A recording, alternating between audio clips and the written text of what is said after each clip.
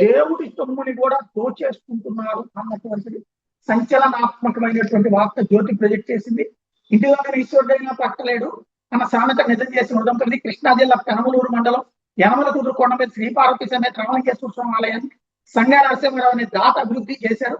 ఆదాయం పెరుగుతుంటుంది. దేవాదాయ శాఖ కొన్నాళ్ల క్రితం తన పరిధిలోకి తీసుకుంది. అప్పటి నుంచి దేవాదాయ శాఖ అక్కడ ఈవోలను నియమిస్తోంది. ఈ ఆలయానికి ప్రస్తుతం నరసింహారావు చైర్మన్ గా ఈవోగా భవానీ కొనసాగుతున్నారు.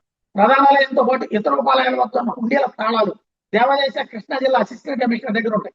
హుండీలు లెక్కించే సమయానికి ఆ తాళాలను తీసుకొస్తారు. లెక్కింపు పూర్తయిన తర్వాత తిరిగి తాళాలను ఏసీకి అప్పగించారు.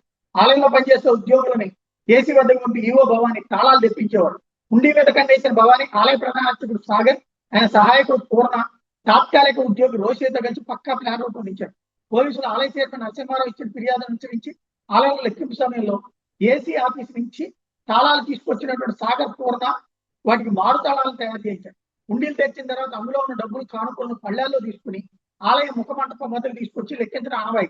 ప్రతి ఏడాది 3 సార్లు హుండీలను లెక్కిస్తారు. కొందరు దిగువన కొండ దిగువన సాగర్ నివాసం ఉంటాడు. ఆలయ తాళాలు ఆయన దగ్గరే ఉంటాయి.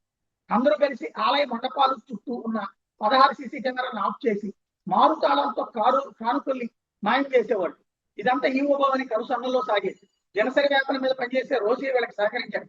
ఉండి చోరులో ఈవో భవానీకి మరో దారి. ఆలయ లెక్కల ప్రకారం కట్టకు 100 నోట్లు ఉండాలి. ఈవో మాత్రం కట్టకు 200 నోట్లు పెట్టించినట్టు తేలి ఉండిల్లో నగదును బ్యాంకులో జమ చేస్తారు. ఆ సమయంలో నోట్ల కట్టల్లో అదనంగా పెట్టించిన 100 నోట్లను పక్కకి తీసి జమ చేసేవాడు. 2 ఏళ్లలో ఇలా 10 లక్షల విలువైన కానుకలు మాయం చేసినట్టు నరసింహారావు తన ఫిర్యాదులో పేర్కొన్నారు. ఉండిల్లో భక్తులు వేసిన నోట్ల కొన్నిటి మీద మరకలు ఉంటాయి. కొన్ని నోట్లు చిరుకుంటాయి. వాటిని శాయిల్డ్ నోట్స్ గా వ్యవహరిస్తారు. వాటితో గోను సంచిలో పెట్టుకుని రఘుపతి అనే గుమస్తా ఇంటికి తీసుకెళ్లిపోయేటట్టు పోలీసులు గుర్తించారు. ఈ నెల 5వ తేదీన సాగర్, పూర్ణ, రోసియా మద్యం దుకాణం మధ్య విషయంలో గొడవపడ్డారు. ఈ క్రమంలో వాళ్ళ నోటి నుంచి హుండీ చోరీ గుట్టు బయటకు వచ్చింది. అక్కడే ఉన్న నరసింహారావు డ్రైవర్ అదంతా విని తన ఓనర్ కి తెలిపారు.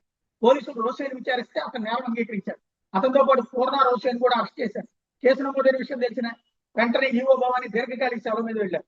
కాగా భవానీ రామలింగేశ్వర ఆలయానికి ఈవోగా గతంలో కూడా పనిచేశారు. 5 ఏళ్ల పాటు ఇక్కడే ఈవోగా పనిచేసి విజయవాడ మాచివరం శ్రీదాసాంజనేయ స్వామి ఆలయానికి బదిలీ అయ్యారు.